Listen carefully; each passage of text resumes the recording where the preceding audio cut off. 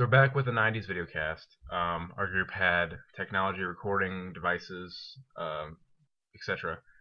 And in the 90s, the biggest thing that was going on in technology and recording was the advent of digital audio. And as part of that came digital audio workstations, new ways of looking at recording.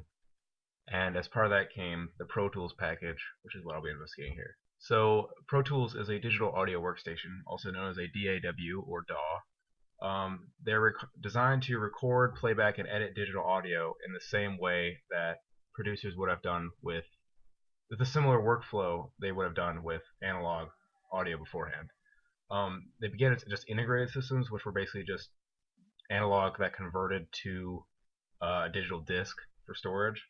Now they're entirely computer based and consist of hardware, software, and can go through the entire studio workflow. The precursors for Pro Tools were all designed by DigiDesign. Sound Designer was the first program they released, and that was basically just a program for editing samples.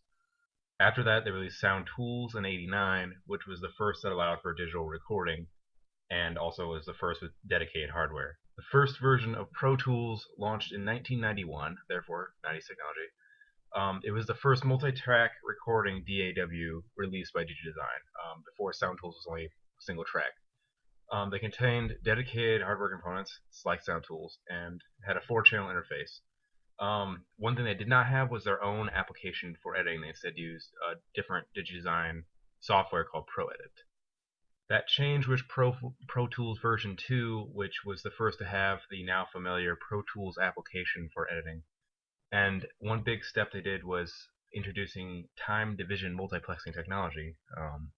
I don't want to explain it, but it basically allowed for the use of multiple third-party plugins in the system, which gave it much increased functionality. And DigiDesign licensed their engine to third parties to create plugins, which really increased its shelf life.